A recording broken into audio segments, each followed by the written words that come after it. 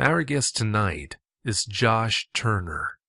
Josh, welcome to Dogman Encounters Radio. Thanks so much for coming. Happy to be here. Please give us a brief bio on yourself. Well, I was born in Taylor, Texas. That's where my encounter took place. I now live in Austin, Texas. I run a security business. It's a pretty large company here in Central Texas. I have done a lot in my life since my encounter, and I just decided that it was time that I should share that encounter because I'm getting older and thought it was important.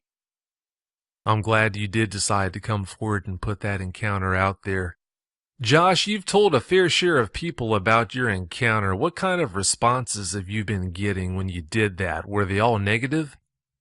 No, it wasn't all negative, but it definitely wasn't positive when I was younger.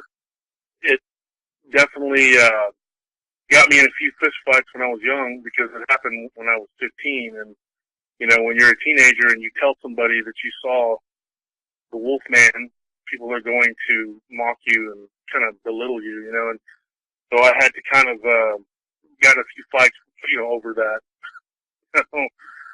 It definitely wasn't positive when I told my mother and, you know, other people. They just kind of thought that, you know, I was excited and I'd seen something else. Yeah, that's got to be one of the hardest parts of seeing one of these things. Having to deal with things like that afterwards. It's never easy. Because of you sharing the details of that encounter you had with maybe one friend too many, you've acquired a unique nickname. Please tell us about that. Yeah, my nickname is Wolf.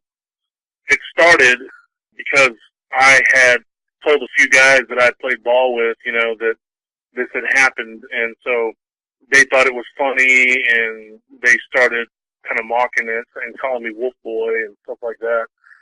Over time, the nickname just kind of evolved just into Wolf. I'm a physically large guy, and I was always big, you know, and I was pretty athletic, you know. It just kind of stuck, and over time, the meaning or how I got the name just was kind of lost. Nobody ever really asked anymore. They just figured it was because I was a big, strong guy, quick, whatever. Do you regret being called Wolf now or wear it like a badge of honor? Definitely a badge of honor. I mean, everybody knows me as that. Even my parents call me that. Most people that I work with in the security business, even my clients know me as Wolf. Everybody just calls me that. When you say Wolf around here, everybody knows who you're talking about. So, If you could single out one aspect, what's been the absolute worst part about you seeing that dog man? I think it was because it was very traumatic. I don't know if it would be considered like post-traumatic stress, but I definitely had like nightmares for years, you know, and they would come and go, and they would just like reoccur out of nowhere, and I would just have these nightmares, and I would see this thing over and over again, stalking me or whatever. That was probably the worst part about it, you know, and then to a lesser degree, just being apprehensive about wooded areas, thinking that I was going to see something. That was pretty much it. Well, like I told you through the pre-interview as you were sharing all these things with me, I'm almost to the point where I can finish sentences for eyewitnesses, such as yourself. It's funny how when I'm talking to an eyewitness and they're telling me about the things that they're going through as a result of the encounter that they had, a lot of eyewitnesses seem to think that it's just them who are going through that. When I share the fact with them that pretty much every eyewitness that I speak with is going through the exact same after effects, seems like it always makes them feel a lot better. It's always good to know that when you can share something like that, you can help that eyewitness feel better, especially that quickly. All right, Josh, please tell us about the encounter you had. Give us every last detail that comes to mind. Okay, well, it was on Halloween night of 1990. I was 15 years old. I was with my friend, Dave. We had gone egging because I live in a small town, and that's what we did. So we were out egging cars and, you know, and acting like hooligans, I guess. My mother had given me a curfew to be home by 11 o'clock. It was already almost midnight, and so I called my mother from my friend's house to tell her, you know, I'm on my way home and try to get her to give me a ride. Of course, she was like, no, you get home now. And so I knew I was in trouble, probably going to be grounded. But I figured, you know what, I had a fun night. It was worth it. So I got ready to start walking. Me and my friend went down to the Circle K that was right there on the corner, like right around the corner from his house. When we were leaving the Circle K, he decided he was going to walk me to a halfway point to where my friend lived. My friend had, him and his brother would work on bicycles, and he always had like 2 or 3 of them outside, you know, and he always let us, like I could borrow one, and I was going to ride the bike the rest of the way because it was probably about 3 or 4 miles, or I guess about, 2 or 3 miles actually to my house. And so we're walking and talking, and we get up to the corner, and this house on the next block over, at the end of that block, there was a house. The guy that lived there was a young couple. They had 2 German Shepherds in the backyard, and they were always barking and any noise or whatever. I thought I saw one loose sitting in the ditch in front of their house. I strained my eyes, and I thought, is that a dog?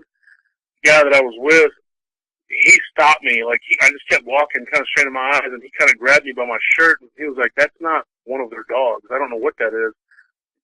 From a distance, you know, from a block and a half, I guess it would be probably a block and a half away, it just kind of looked like a dog. Once we got to the end of that first block, then it was just a block up. That's when it came into focus, like what it was. It wasn't a dog, and it wasn't the neighbor's dog. I realized this thing was really large. Just to be sure, I tried to call it, like, you know, come here, you know, whatever, you know, made a noise. This thing turned its head and faced us. That's when I realized this is not a dog, this isn't a man, I don't know what this is.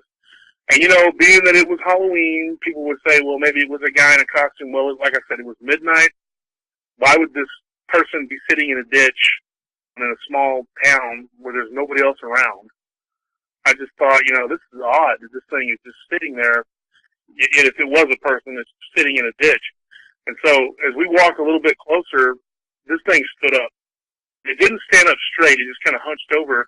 That's when I realized that this thing had a for lack of a better term, a wolf's head and what looked like a person's body. Both of us just kind of froze. And the next thing you know, my friend is bolting. He's running. And I'm just standing there like in shock. And I was, you know, I turned, I looked, and my friend had already like ran halfway back to his house by the time my legs started moving. So I took off running, and I had like one of those fountain drinks in my hand, and I remember just feeling wetness on the bottom of my legs because I guess I had dropped it, and I didn't even remember doing it. When I got to the yard to my friend's house, which was about 3 or 4 houses down from where we were at, this thing there was a fence, like a chain link fence between the neighbor's house and his house, and there was just an old couple that lived in that house. So obviously they were asleep. It was like midnight. This thing was in their backyard, and it went up to the fence. And when I got to the house, that thing was right there, probably about 30 yards, or 30, 35 yards from me. And I saw it like clearly. I mean, it was dark, but I could see it. It was kind of a smoke gray color, and it had like really reflective, like yellowy looking eyes. I remember the eyes. I don't remember a smell. I didn't smell anything. I don't think I was close enough to smell it, thank God. But I remember it hiking its leg up like it was trying to put its really bizarre looking foot into like the fence to jump over it. And then it kind of gripped the fence with these weird looking hands and shook it like it was trying to balance itself or something. And I guess it was just going to leap over it. And I was like standing there petrified and just staring at it. And instead of moving and going inside, which I should have been, I was just staring at it. And I didn't know, I guess because, it's like I was so scared. I was scared to move because I thought it might trigger it jumping, and it looked like it could just reach me. So I stood there kind of shaking, and my legs have never shook like that. You know what I mean? I just remember shaking. And finally, I heard my friend on the porch telling me to come inside, and I just bolted. This thing had to have jumped the fence because as I got inside, we started looking out the windows, and my friend had already told his mother, And then his mother was in the kitchen and she screamed, and his little brother was behind her. He came out crying, and everybody was freaking out. And my friend's dad had gone to get his shotgun, and his older brother, was in the back room. He came out, and everybody's looking out the windows. And my friend's mother, it was like she was going to have a heart attack. We still didn't really know what it was or how to describe it. You know what I mean? It was just like, my friend just kept saying, we saw this thing, it's outside. And my friend's mother, being very religious, and like I said, she was Mexican American, and she was she was like, it was the devil. The way she described it, she was just like, I just saw the devil.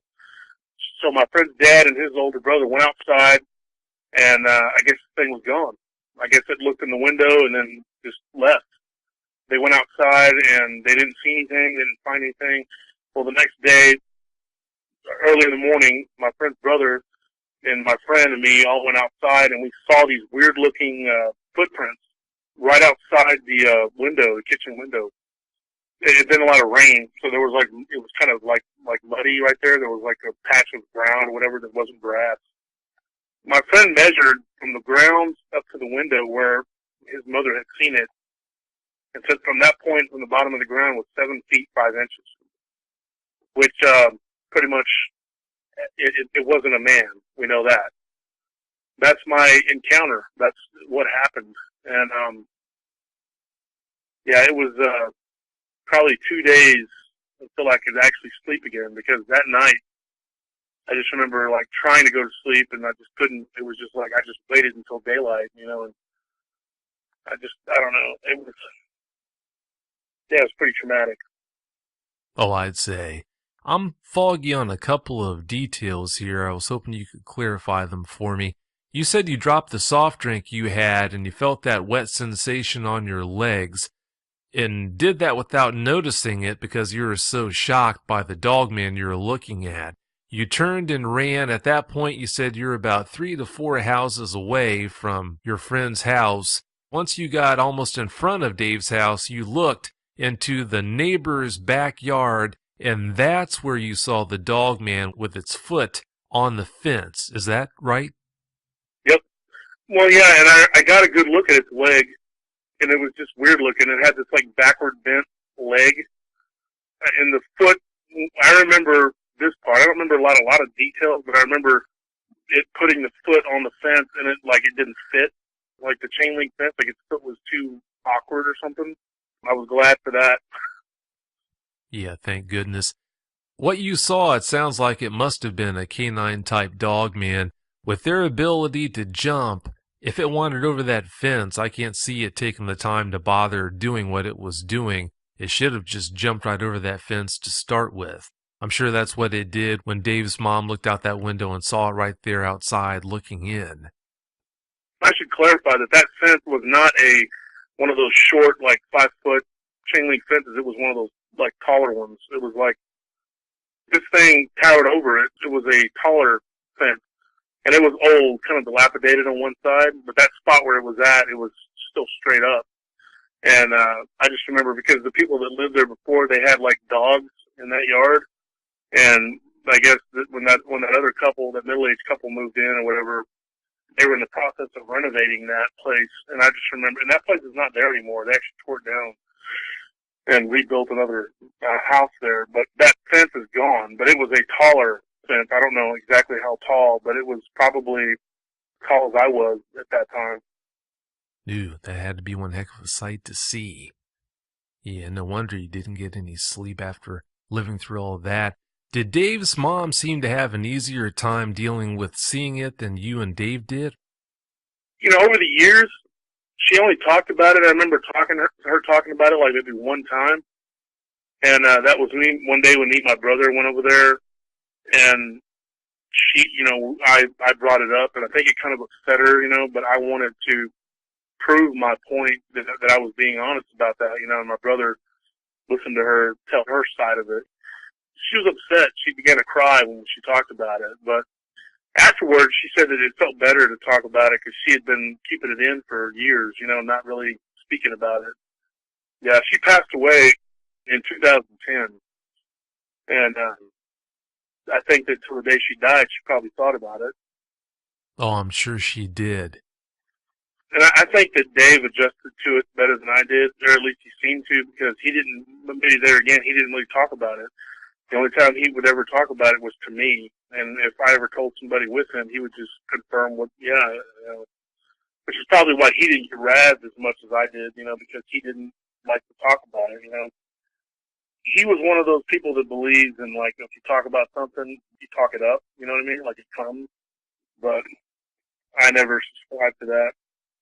There might be something to that. I sure hope that's not the case, having a show entitled Dogman Encounters, but I guess time will tell. Did the fact that you saw that dogman inside the city limits of your hometown make the situation easier or harder for you to handle? I would say harder just because I grew up in the woods up until that point. I had only been living in town for about 4 or 5 months.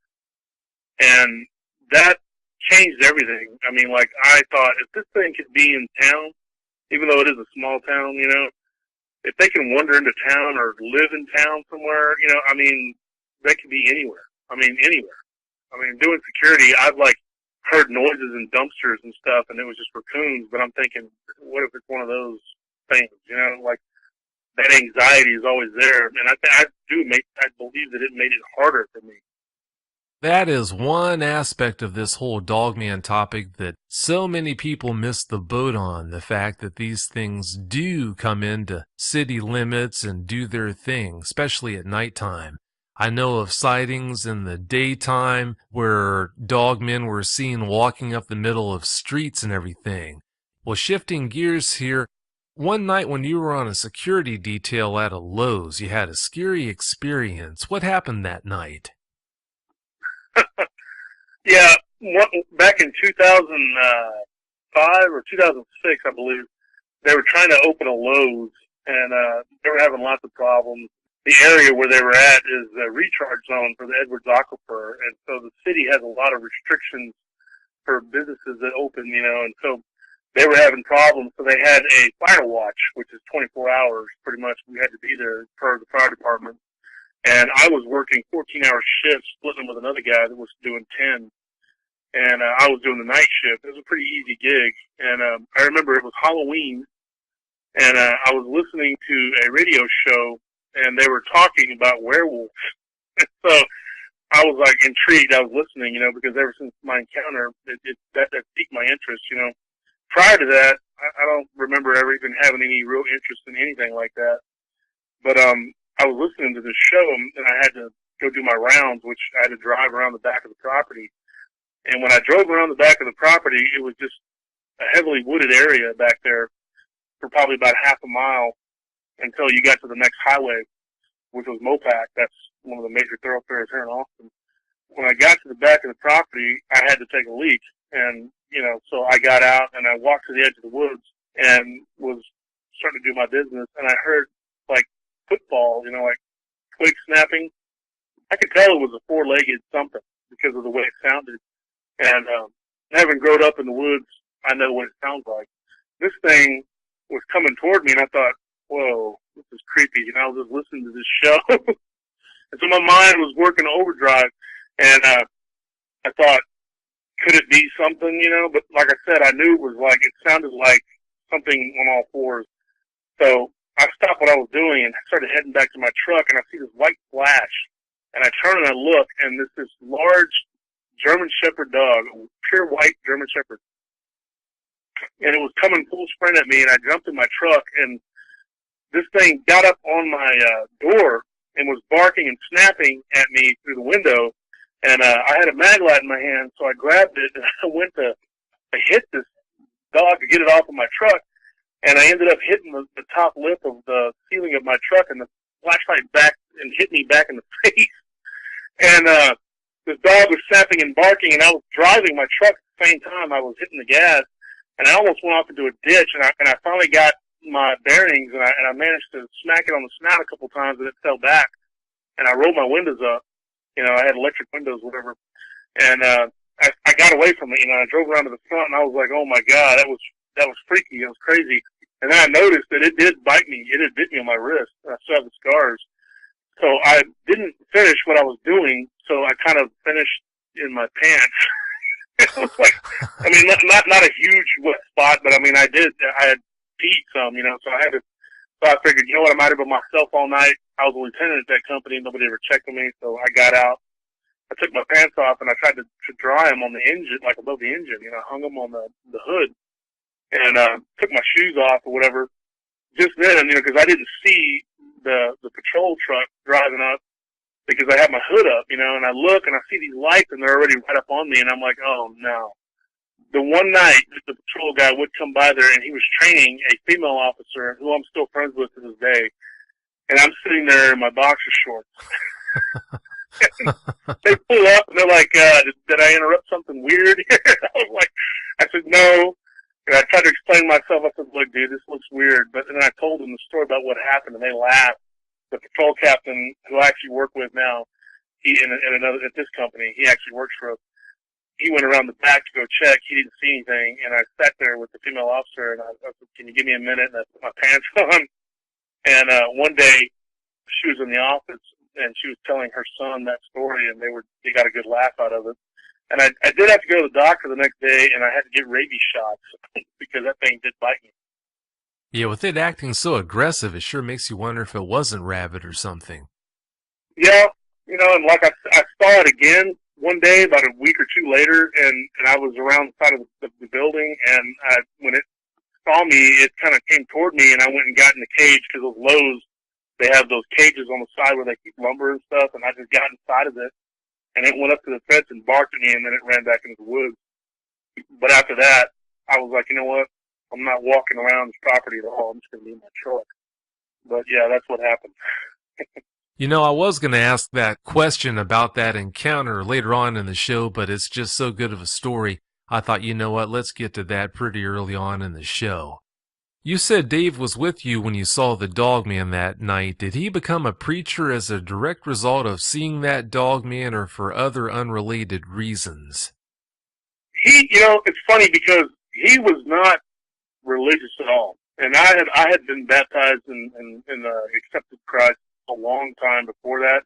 And his mother was very religious, like I said. And he would kind of just like give her a hard time. And him and his dad both were not on the path, you know what I mean?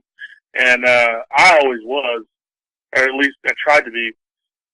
Years later, you know, as his mother, her health began to decline due to diabetes, he accepted Christ.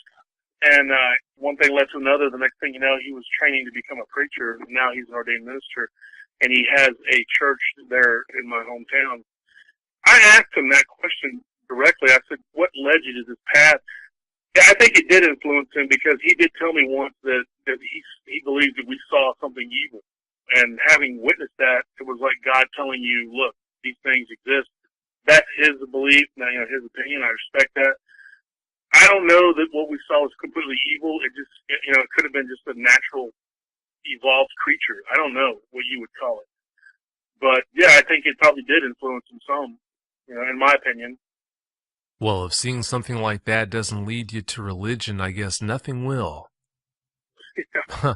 But you said Dave's wife's family had something attack a mare on their farm. Please tell us about that. Yeah, and there's a smaller town. There's all these little smaller towns, there's little farm communities and little ranches and farms. And this smaller town outside of my hometown, her cousin Ricky owned a ranch. And well, it belongs to him now, but at the time it belonged to his parents. And they raised horses out there. They had a few horses. There's a lot of people that have farms, and like I said, around this area, and then a lot of people have livestock. And I was raised around that, you know, around cattle and horses and stuff. And when he first got with her, but back before he became a preacher and was going to church and stuff, they were living in a house that had some paranormal, I guess, activity going on. She had witnessed it too. One night they were talking about it, and he opened up to her and he told her the story. And he was telling me that he thought maybe she would think he was off his rocker or something, but he figured, you know, after what they had seen or whatever, that it wouldn't be that far fetched, you know, that she might believe him. it's one of those things where, you can't tell many people, like, you got to get it off your chest at some point when you're with somebody you're going to be with, because they got married. And he told her, and she didn't even think it was strange or anything. She didn't bat an eye about it. She just told him a story that she later told me. The way she told me was that Rick, and I know him very well, I've met him several times, they had a colt that had just been born, a foal. It barely had gotten its legs. It was only probably 3 or 4 days old, and they found it tore up pretty good, and something had eaten part of it. And it looked like maybe the mare had tried to protect it or something, and it had a really bad bite, like on its back, like something had attacked it, and they had to put her down. That, they attributed it to like maybe a mountain lion or whatever, but these people, having lived out in the country, they recognized that this was not the work of a mountain lion. The jaws were just too big, the bite marks were just too large, and so a couple nights later, something had broken in and slaughtered some chickens.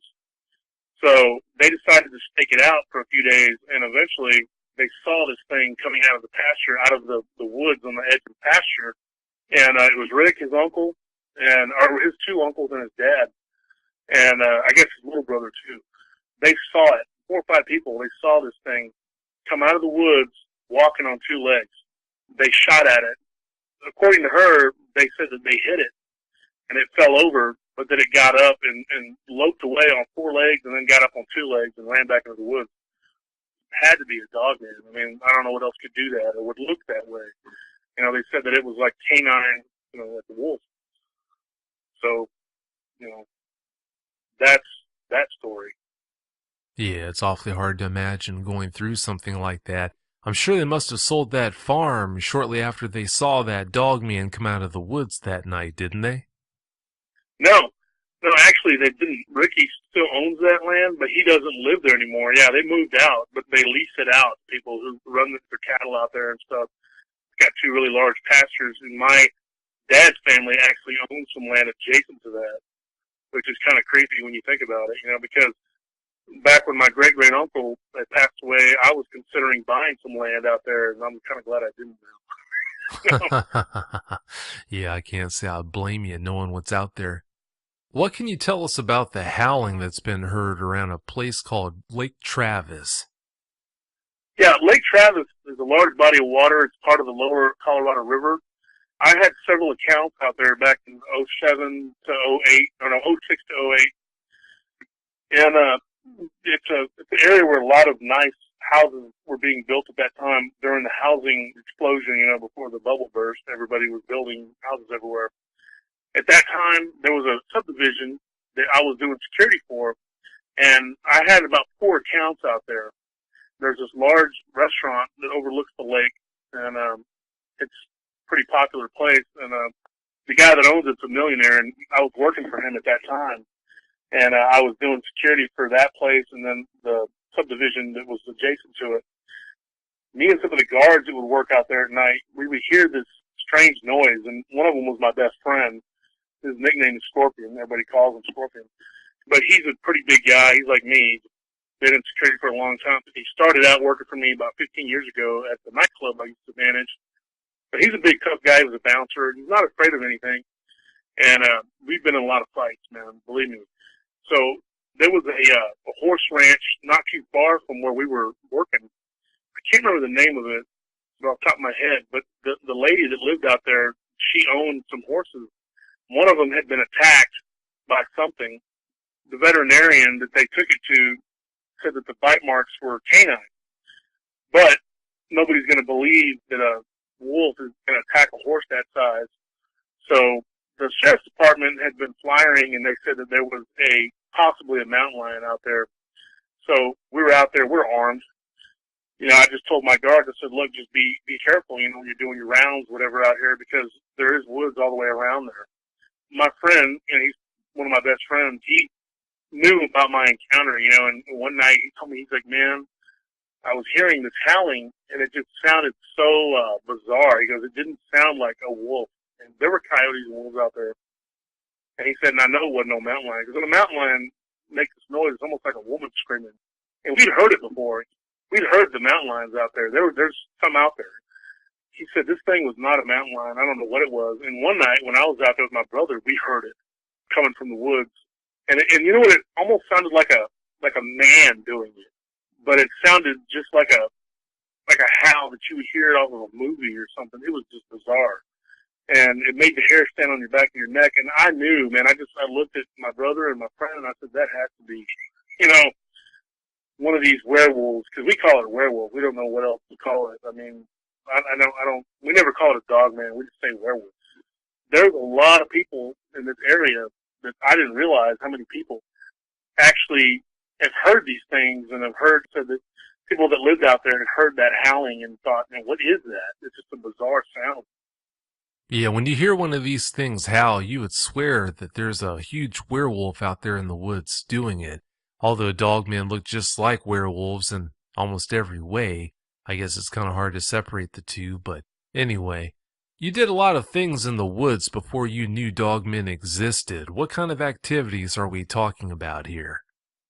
Well, my dad worked for Alcoa. It was a power plant that was kind of out in the middle of nowhere. The town I used to live in was Rockdale. That power plant out there, a lot of people in that town worked out there. My dad, he worked graveyards a lot. Now he's an electrical engineer at Samsung. He basically would leave me at night. That's how I was raised. He would be like, here, you're out here in the middle of the country. I was out there by myself sometimes. Mom and Dad had separated, and I was probably like 10 or 11. I wasn't supposed to, but I would grab my 22 out of snake charmer. They call it a snake charmer. And I'd go tromping around out in the woods with my friends, that lived down the road from me. We would go out in the woods in the middle of the night and go just exploring, hanging out, doing whatever. And, I never thought twice about it. I never thought ever that something like that would exist or be out there. It never crossed my mind. The only thing I was ever worried about was stray dogs or maybe some coyotes. Since I was a little kid, they might be a little bolder, or something to attack you. One time I was walking through the trail and just a stray Doberman ran out in front of me, and I was by myself, and I had a pistol with me. I had a little 22 pistol too, and I thought, am I going to shoot this dog? But then it just ran in the woods. But yeah, I used to tromp around out in the woods all the time. Of course, sometimes you get prowlers, which that's a strange thing too. You get these rogue people that just wander around. And one night, me and some friends were walking down this gravel road, and this guy just walked out in front of us on the road and crawled through the barbed wire fence, and he had a backpack on. And I'm like, dude, who is this scruffy looking dude just came out of the woods, And we're going like, who is this guy? And of course, we're sitting there with guns, and this guy just said, oh, good evening, and just walked by us and just kept going. And we're like, wow, he just walked across that pasture. You had to be careful. There were people that would just wander around. And I guess it happens. My grandpa would always say, be careful for prowlers, because I guess them growing up in the Great Depression and stuff, people would wander around asking for work and stuff. Looking back on it, I'm like, man, if that guy knew what kind of stuff was out there, he wouldn't be wandering around like that. Oh, yeah. If he knew what was out there, I guarantee he wouldn't be out there roaming around the way he was. You mentioned that you work security for a living. How has that encounter affected your ability to do your job? Being honest, I have a lot of accounts where we do security for construction companies. A lot of times they're adjacent to woods, or they'll clear out woods to build these complexes. I don't like it. I don't like working overnight anywhere where there's a lot of wood, area.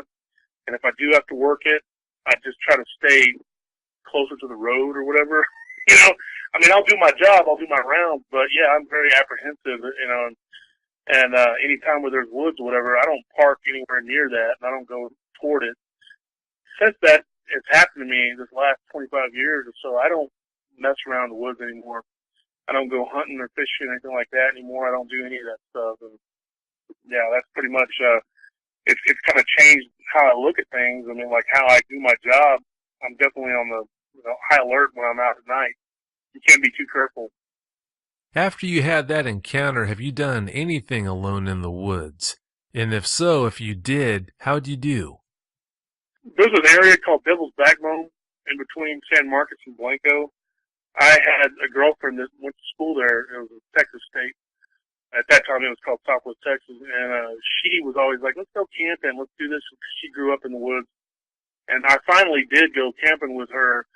The whole time, man, I tell you what, it was anxiety. I had some guys that I worked with downtown, and there's one friend of mine, he kept badgering me to go hunting with him, and I finally did. And I tell you what, I never did it again. Every time, everything I saw, everything every noise I heard, I was thinking that it was going to be one of these things. And before everybody else made it back to the truck, I was already back at the truck and waiting for them for a couple hours because I just didn't want to be out there, you know. That's probably maybe one other time in Oregon I went hiking. And other than those little couple times, I've stayed out of the woods for the most part. Like I said, if I do any of those things, it's like anxiety. You know what I mean? I feel like it's pretty much hampered any kind of activity like that for me. I just don't do it. I mean, you know, it's not like I'm spending every waking minute jumping at noises, but I don't make it a habit of going into the woods, you know, because I just feel like if these things are in town, they're definitely going to be out there. Yeah, more of them out there in the woods than you'd ever imagine, I'm sure of that.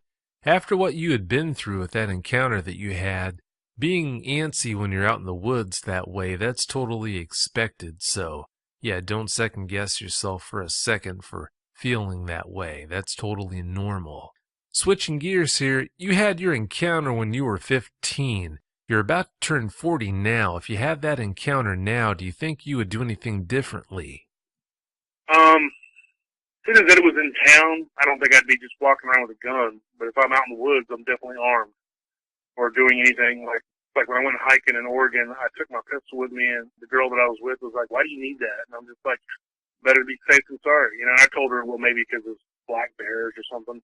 I didn't tell her why, but I just feel like if I saw that thing today, I don't think that I would have been as frightened because I'm a lot bigger and stronger, and I think I would have, but I would have definitely not frozen up like I did. I think I would have just went straight into the house and maybe grabbed a gun or something.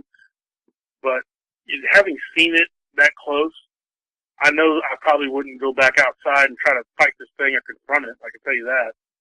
So I don't know what I would have done differently. I mean, what can you do? I mean, I don't recommend anybody trying to fight one of these things. I can tell you that. Yeah, trying to go out there and fight that thing, that wouldn't be a mistake you'd have a chance to repeat. What do you have to say about people giving eyewitnesses a hard time for not getting good pictures of cryptids like dogmen when they encounter them? That's a question right there I know you've got some strong opinions on. When it happened to me, there were no cell phones. There wasn't cell phones back then. There was no camera. You're not going to be walking around with a camera. And people who have cell phones and have cameras, when something like that happens, your instinct is, well, I'm going to stop and take a picture of it. If you have time to take a picture of it, it has time to get you and turn you into hamburger meat. I don't know who's going to sit there and try to take a picture of that thing unless they're really foolish, because there are people, you see these daredevils on YouTube, like taking selfies and hanging out the side of a building. There might be some fool like that that would do it, but who's going to do that? I mean, who's going to have time to sit there and try to take a picture of one of these things with its camera phone? I don't see anybody being able to do that. I mean, if you tried that, that would just be the height of stupidity, because that would probably be the last picture you ever took. Oh, I agree. Yeah, trying to claim that you'd be cool, calm, and collected enough to snap a pic of one of these things if you ran into it, that's one thing, but putting yourself in that situation and proving it, that's a totally different situation there altogether. You said to this day you look into shadows when you walk around at night because you're afraid a dogman's gonna jump out at you. Tell us about that and what it's like for you. Well, because it happened in town, I know that those things can be anywhere. Like I said, 25 years, I haven't spent every waking minute thinking about it or being afraid or anything like that, because I'm not. You know, I'm not completely afraid. It's just after 25 years, the fear subsides somewhat. But like I said, I am apprehensive. It never leaves you. That feeling never leaves you that these things are out there.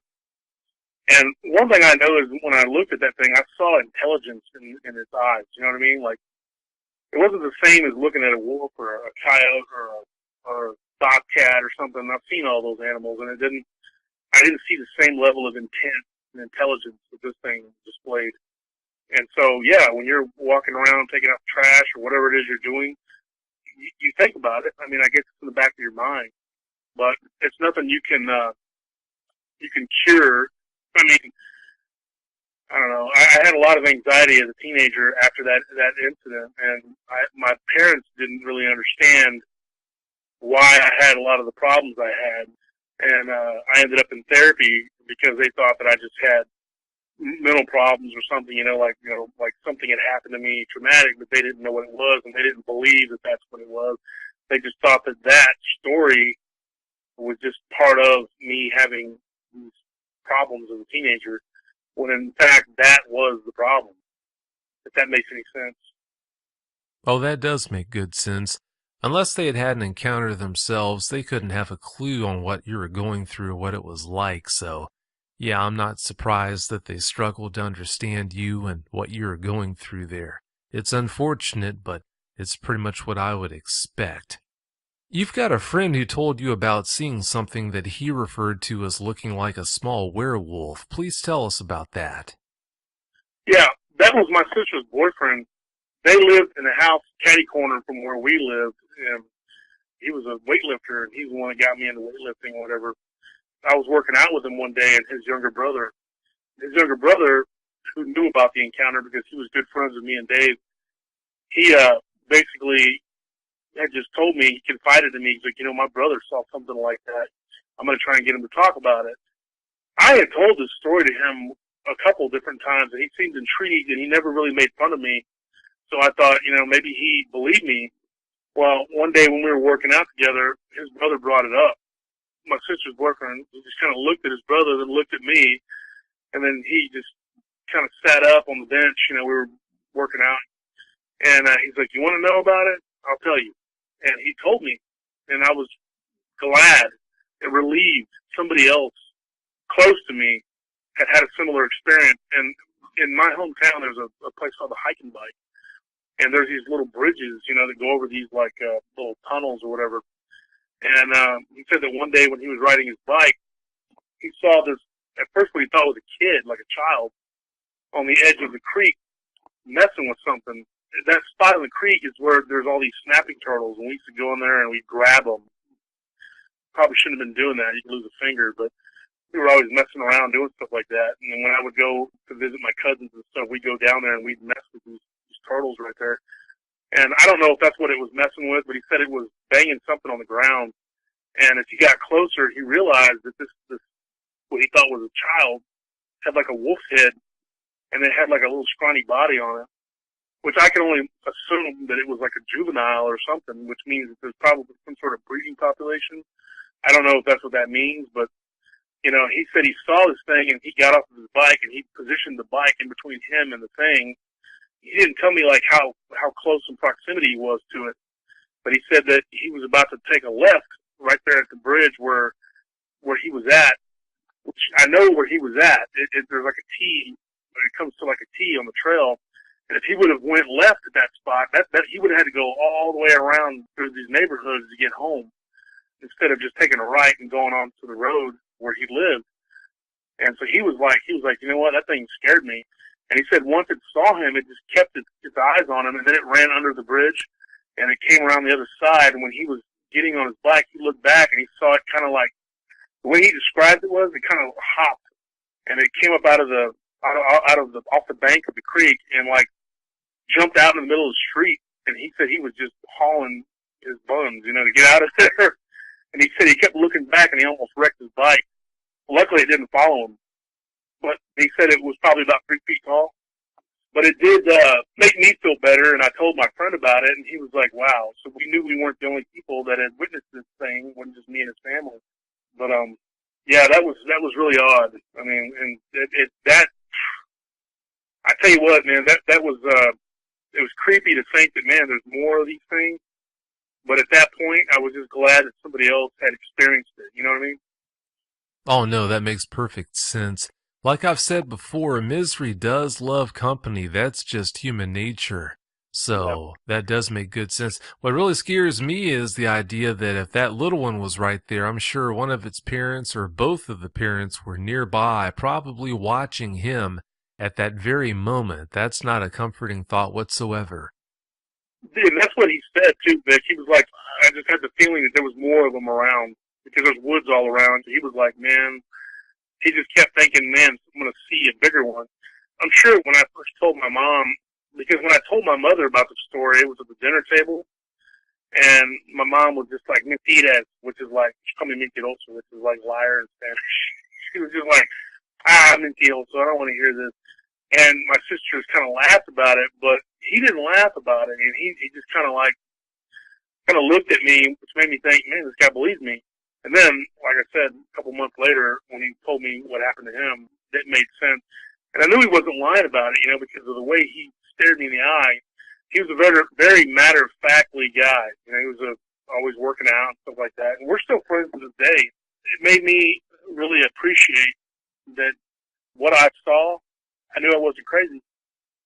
I hate the idea that other people had to have encounters with these things, but in a way, I'm glad that you had people around you could talk to about your encounter, and in turn, they could share the details of their encounters with you, so that you could kind of, in a way, commiserate. It's not pleasant to think of it as being commiseration that's helping you, but in a way, that's what it is. Your friend Mike invited you to his house one day about 3 to 4 days before Christmas one year. When you got there, he told you that his dad wanted to talk to you about something. Please tell us about the conversation you had with his dad. Oh, yeah. Yeah, it was actually his grandfather. My mother's Hispanic. In Mexican culture, at Christmas time, we always make tamales. His grandmother would always make big batches of tamales, and she would give them away kind of as Christmas presents.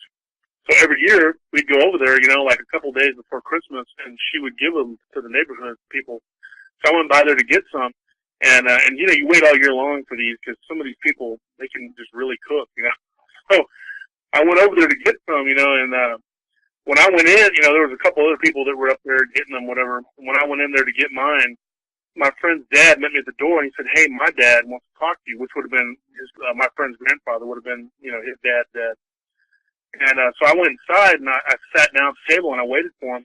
And he comes out. At this point, he was already getting on in years. He was a metal worker, and he had a lot of tools in the back of his shed. And I remember when we were kids, we would play around there. And he would always tell us out of the shed, and stay away from there because he had a lot of expensive tools and stuff. And his grandkids had actually messed some stuff up, so he was always telling us to stay out of the backyard or whatever.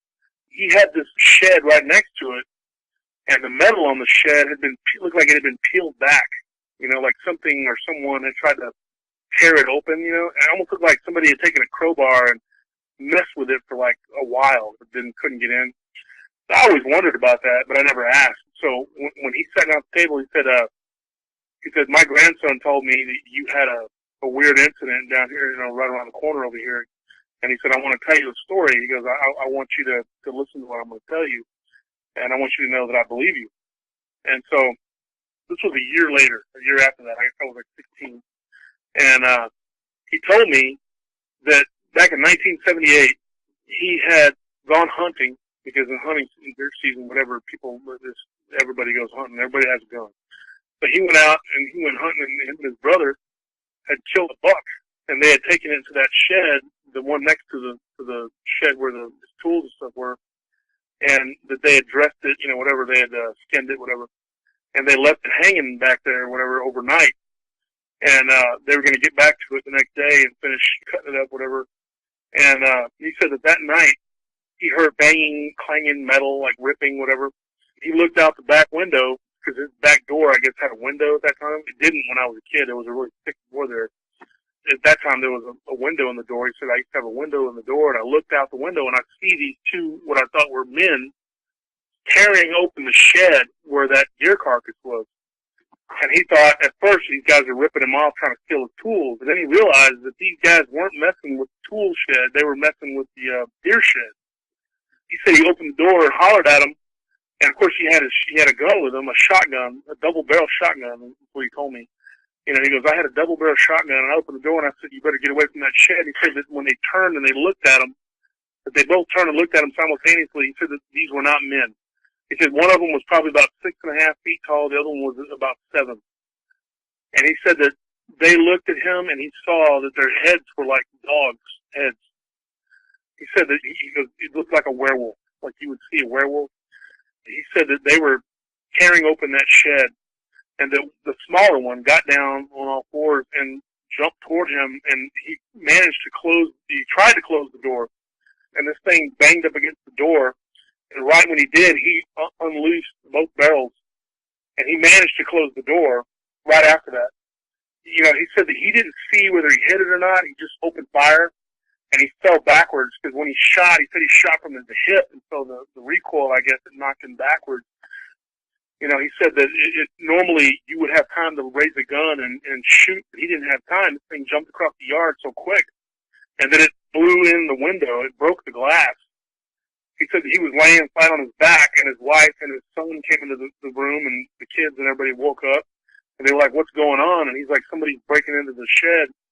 And his wife saw it too. When she looked out the window, she saw this thing looking right at her in the window. And she described, she was there too when we were talking, and she described the way it looked. She said it was just ugly. The way she said it was just very ugly. She said it in Spanish like feo, you know. And he said that he was, you know, he was afraid that this thing was going to be able to get into the house. And that room, that back room, was their washroom. And I've been in this house several times, and he showed me where it happened. And he said that they closed off that next door, that closed that room off or whatever. I don't know if it got inside or what happened, but he did say that he heard the door handle like shaking, like this thing was trying to manipulate the door handle. That story, that story, it scared me, you know, but it was more confirmation that I knew something that was unique to me, and that these things had been around our town and in our neighborhood for a long time. You know, I began to pay attention and listen, and I talked to several people about things, and there were the old timers, I guess you could say, the older generation. They didn't think it was crazy. They didn't mock me or anything like that. Most of the grief I got was from people my own age, but that was a crazy story.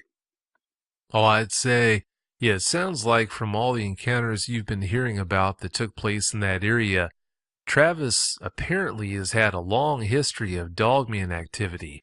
Seems like it's almost a hot spot for them. Yeah, that would actually be Williamson County, Dick, but it's adjacent to Travis County.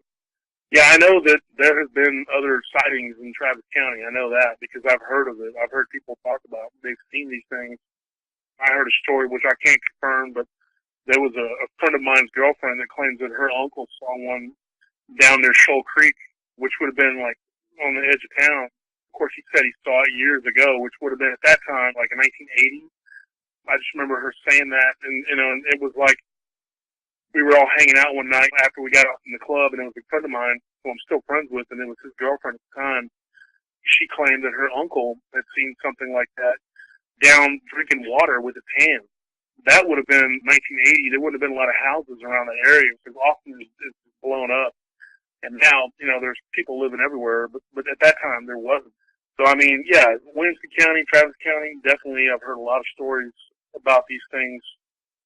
Is that the creature that the uncle described as looking like a giant hairy gorilla? No, that story, my great aunt actually, she lived in the south side of Taylor in my hometown. My hometown is known for cotton, like there's cotton land. It's just like there's a bunch of cotton fields everywhere. And there was an interchange of railroads at that time, and there were people that would come down to work on the railroads. And that's actually where my grandfather came from. He came from Chicago to work in my hometown on the railroad. And my great aunt, my mom's aunt, she just passed away recently. Me and her were very close, and she had told me a story that there were these people in this part of town. But, you know, back in the old days, things were segregated, and this was the black part of town. It's not really that anymore. It's more integrated now. There's different people everywhere. But at that time, the railroads bordered the black part of town. And then further down, there was a large Hispanic community that lived on the very edge of town. And that's where my mom's family lived. And my great aunt said that the black people that lived in that area would tell them not to walk down by the railroad tracks at night because, as they described it, there was a hairy gorilla creature with a baboon face that was actually killing hobos or bums that would ride the rails, back in the old days. And this goes back like the 50s and 60s, and that every now and then they would find somebody that had been attacked or killed. They always just chalked it up as, two drunks getting into a fight, somebody stabbed somebody. But these people down in that part of town believed in this thing, whatever it was, and that it would catch these people that would ride the rails and sleep in these boxcars, and that it would kill them, it would eviscerate them. They described it as looking like a hairy gorilla with a snout. So when my great aunt told me that story, she herself had not seen anything like that, but she did tell me that she believed it because there were stories going back from when she was a teenager in the 40s and 50s and up into the 60s that was going on. There are several of the older generation that confirmed that I had talked to over the years that said that. My friend's dad, I guess he's almost 70 now, when I had my encounter, my friend Dave's dad, he brought that up to me, and so that's why I asked my great aunt if she knew anything about it, because she lived in that part of town for most of her life, and she confirmed it. And my friend's dad believed that whatever we saw was probably one of those things people were seeing around the railroad tracks. Yeah, my great aunt, she actually told me a story. There was a bridge on the, I guess it would be the north side of town, the northeast side of town. It's called Hoxie Bridge, and there's a lot of urban legends about it, stories. Somebody goes out there and they go missing or get killed or something. My friend, there's the San Gabriel River, my friend's great uncle Gunter, old German community out there. They've been out there for a long time in that area. And that's actually, on my dad's side, that's where my ancestral home is. That's where actually my great-grandfather was born, right from the banks of the San Gabriel River. The stories out there at Hoxie is that there was a black panther, and that sometimes people would be driving their tractors through there, and that this thing would leap up on the tractor and pull them off or attack them. And a couple times through the years, people had gone missing. A guy, I remember a story that I had heard that someone's child had gone missing, and I was talking to my great uncle one time, and they were talking about someone's family, and they said, yeah, he's the one whose kid went missing out by Hoxie. It kind of piqued my interest, and so my great aunt told me a story. She said that she was driving through there one time with her husband at the time. They were arguing, and she said that she just looked off to the side of the road as they crossed over the bridge, and she saw this, what looked like a black cat standing on its hind legs, just standing there. And she said that it was so creepy and scary, and it made her blood just freeze. She said that she believed me in what I had seen because she saw that. Gunter had told me when we went down there one time to go fishing, be careful, man, there's this panther out here. And I believe the way he described it was, like he said it like they called it, I can't remember the name that he called it. He said a German name like Panzermann or something, or Panzermensch or something they called it, in German. The way he said it was a panther man. There was some sort of weird creature out there.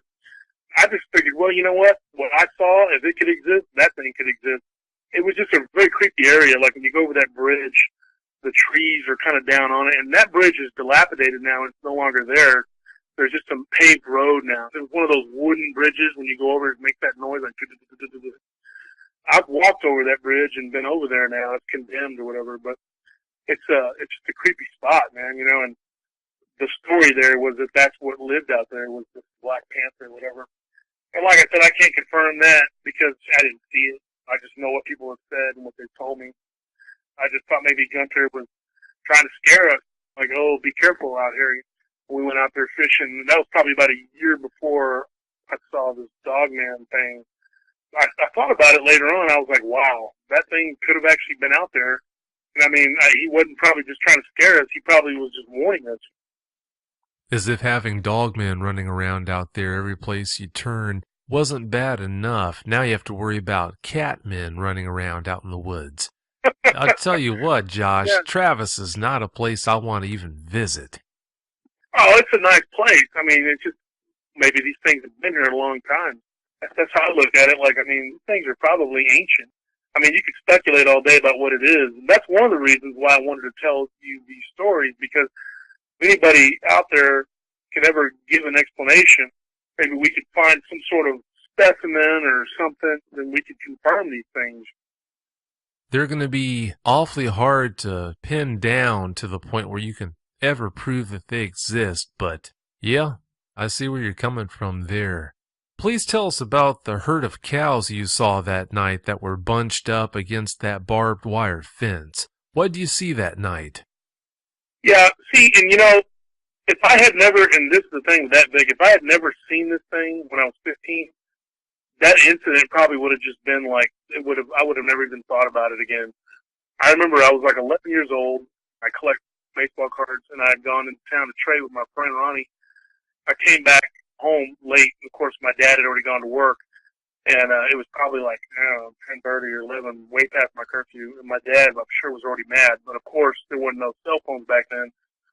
So, anyways, I was walking my bike down the dirt road because I had a backpack full of notebooks and baseball cards. So I had it like slung over my shoulder, and I couldn't navigate my bike on this gravel road because some of the rocks were kind of big. This was outside of Rockdale where I used to live when my dad was working at the power plant. And I came home kind of late, and I was walking my bike down this dirt road or whatever, and I had done it 100 times. I didn't think twice about it, but I heard these cows making noise and mooing, and they were all bunched up against this barbed wire fence. And I thought, what the heck, why are they all bunched up like that? And I could see them, even though it was dark, the moon, I could see by the light of the moon. And I saw them, like, just kind of making a bunch of noise. And they were all cows. You could just tell it was all a bunch of cows.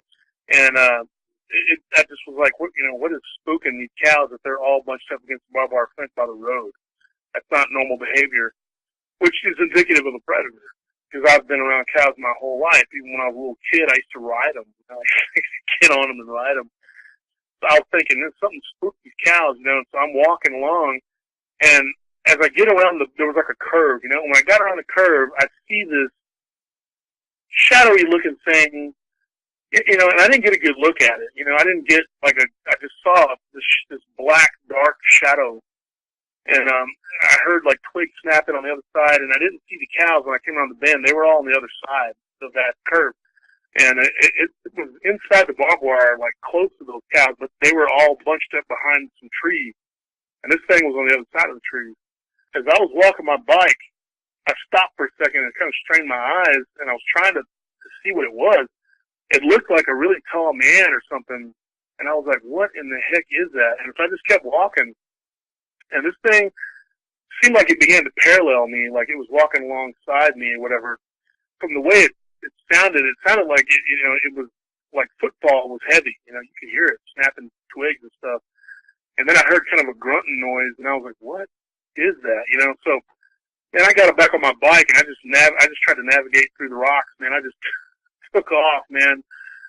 Right after I had that encounter when I was 15, that's when I thought back on that, and I thought, man, I bet you that was one of those things, man, because all that time I spent running around out in the woods and stuff and never thought twice about it. And I told my friend that lived in that area, I said, man, I had something happened to me the other night. And he was like, he's like, that's happened to me too. He was telling me that he was walking around in the woods one time and he heard something like following him on the other side of the barbed wire. And he thought, he heard the cows like mooing and stuff on the neighbor's pasture. And he thought that there was maybe a predator or something out there. He said, but he saw through the tree line, it was on two legs. And we joked around, we're like, well, maybe it was Bigfoot. Like, we thought, maybe it was a Sasquatch or something. But I can't confirm what it was. And, and people say, well, when you see Bigfoot, there's a smell. I didn't smell anything. I just thought it was odd. It was just a strange experience. And looking back on it, it could have been. But then again, it could have been a Bigfoot. I don't know. I don't know what it was. Sometimes it's best just not to know, and in a situation like that, I think that would apply. In the pre-interview, Josh, we talked about some of the things you've done in your life. You don't impress me as a guy who's lived a boring life at all. Have you ever been as petrified as you were the night you saw that dog man? No, I can honestly say that. I worked in a nightclub downtown, and I got stabbed. I've been stabbed twice in my life, actually. I got stabbed during a fight. I got into a fight with this guy, and I'm not bragging like I'm some really tough guy, but I can fight. That's one thing I've always been. I boxed for years, and I ran a nightclub. It was a pretty rough place. It was a hip-hop club, and it's the largest dance club here in Austin. It's 3 levels. and we packed the house, on the weekend. And I've had some pretty hairy situations. Like I said, I got stabbed one night, and I went unconscious on a Saturday night. I woke up on a Tuesday in the hospital. And I wasn't afraid at all during that whole affair. It was just adrenaline. You're fighting and you're, whatever. And this guy stabbed me. It was just one of them things. I've been shot at. And that's happened to me too. And that scared me. But nothing that's ever happened to me has ever put the fear of God in me like that thing did. Because I've never seen one ever again since then. Maybe it was just because I was young. Maybe I look at it sometimes and I think, well, maybe now that I'm older and I've more experience and I've been through all kinds of stuff.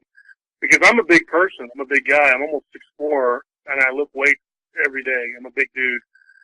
And I swear to you, this is the truth. I weigh 494 pounds. I'm a big guy. And I'm pretty mobile for a big dude, man. I'm an alpha male, for sure. And I just don't look at any human being as anything to me. If I were to get into a fight with somebody, it doesn't bother me when I know that I'm going to win. But this thing, whatever, I just don't know anybody, no matter how big or strong or tough you are, that could stand up to one of these things. Big ones, anyway. Maybe one of them little ones, but this bigger one that I saw, that thing is just, there's no way. That put a fear in me that will never go to the day I die. I mean, it will always be there. I don't know anything that's ever happened to me in my life that has made me with that level of fear that I experienced that day. I mean, there's just nothing that's ever happened to me. Oh yeah, in the course of a lifetime, you're going to experience things that are going to scare you really badly, but nothing's going to compare to something like that encounter that you had. Well, Josh, it's almost time to wrap this show up. Before we do that, though, I wanted to have you talk about these nightmares that you've had. For years after my encounter, they would come and go. It wasn't just like every night I would have them. But I had night terrors, and I would just wake up just sweaty and just literally drenched in sweat, and it felt like I had been running a marathon. One of the dreams that I would have, or I should say nightmares, that's what they were. And I know it was weird. It could happen in broad daylight. I could fall asleep, take a nap, and I would wake up dreaming about this thing. One of the nightmares I had, I was laying in my bed, and something grabbed my foot just to wake me up, and I heard my brother's voice. And I woke up and I looked to put on my bed, and this thing is about to bite my foot. And I'm just like, and I woke up like, oh my God, But there was one recurring dream that I had over and over again. I was standing on the porch of this house, and there was this really tall grass out in front of it. I would see this thing popping its head up and look at it, and then it would go back into the grass, and I couldn't see it. And my legs, I couldn't move my legs. I was stuck, and it kept getting closer, and I'd pop its head back up, and I'd see it. And every time it would come up out of the grass, it would be closer. And I kept thinking, man, I got to turn and get inside this house, but I couldn't. I couldn't move. And I had that dream over and over again. That dream, it was just recurring. Like it would, and then like I said, it would come and go. It wouldn't happen for months, and then I would start having it again. And eventually, it would get right there up on me, and then I would always wake up. It got to the point where I was like, okay, I'm dreaming. Wake yourself up. The dreams plagued me for a while.